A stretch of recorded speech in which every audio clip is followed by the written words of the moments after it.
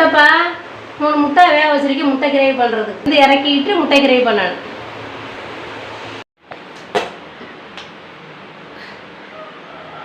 கொஞ்சம் எண்ணெய் ஆயில் ஊற்றிருக்கேன்ப்பா.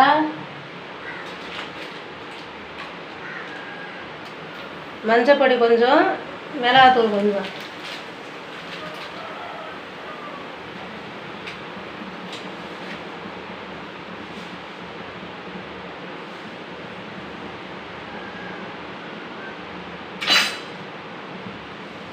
முட்டை அவிச்சு உரிச்சு கத்தினால கீறி வச்சுருக்கேன். கத்திட்டு லைட்டாக கோடு போட்டுக்கிறேன். அப்படியே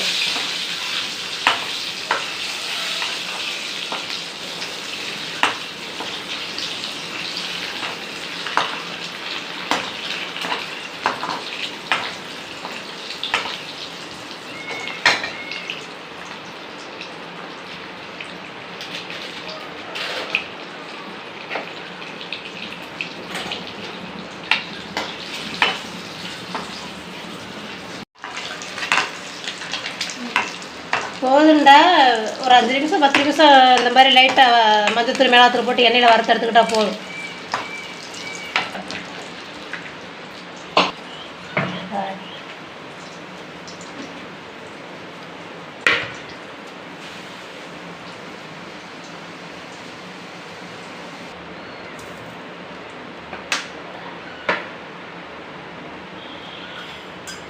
ஆயில் ஊற்றிக்கோங்கப்பா. ஒரு கடுகு போட்டுக்கோங்க.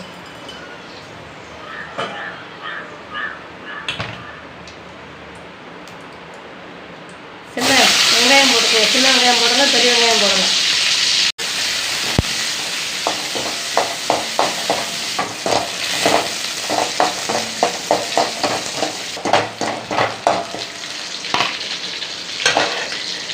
இது மல்லி இலை, கருவேப்பிலை, புதினா 3 இருக்குது. அதில்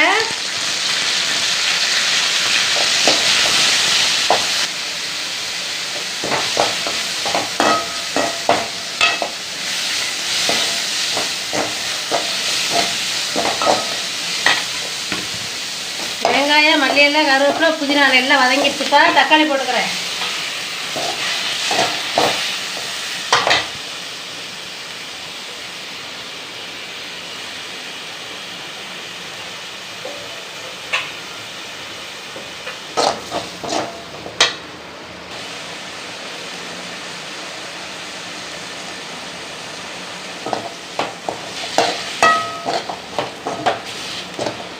நல்லா வதங்கணும்ப்பா. தக்காளி வெங்காயம் வதங்கிடுச்சு. தக்காளி நல்லா வதங்கணும். நல்லா வதங்கிடுச்சுப்பா. கொஞ்சம் இஞ்சி பூண்டு பேஸ்ட்டு போட்டுக்கிறோம்.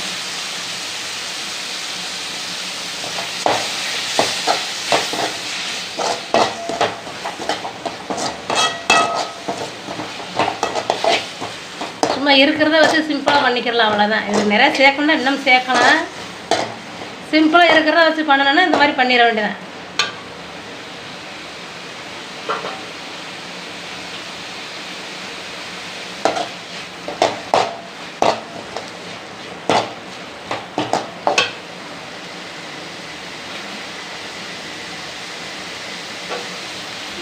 சிக்கன் பொடிப்பா தேவையான அளவு போட்டுக்கோங்க.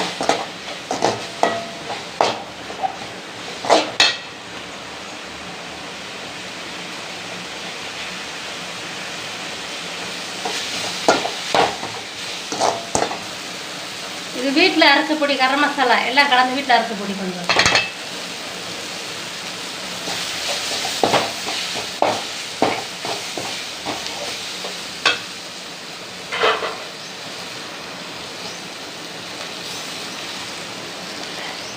அந்த முட்டை பொரிச்சு வச்சோம்ல, மஞ்சள் மிளகாத்தூள்லாம் போட்டு அந்த முட்டை அப்படியே எண்ணெயோடு வடிச்சு ஊற்றிக்க வேண்டியது.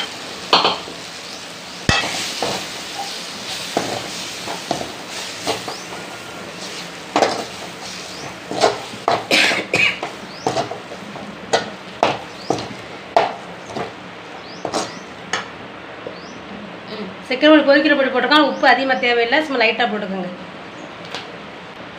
அவ்வளோதான்ப்பா. லைட்டாக கொஞ்சோண்டு தண்ணி சேர்த்துக்கோங்க. கொஞ்சோண்டு என்ன மசாலா போட்டிருக்கோம்ல, அதனால் கொஞ்சம்.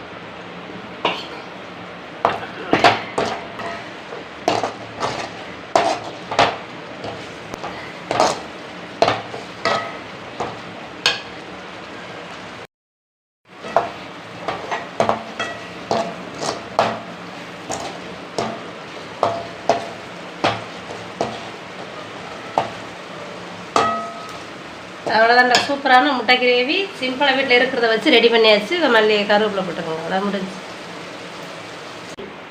முட்டை கிரேவி ரெடி ஆயிடுச்சுப்பா. வீட்டில் இருக்கிறத வச்சு 3 முட்டை இருந்துச்சு, அதை வச்சு சிம்பிளாக வச்சு, இதுதான் ரொம்ப அதிகமாக பொருள் சேர்க்காம சிம்பிளாக இருக்கிறத வச்சு முட்டை கிரேவி பண்ணியிருக்கேன். சூப்பராக இருக்கும். இதே மாதிரி நீங்கள் செஞ்சு சாப்பிடுங்க. தேங்க்யூ.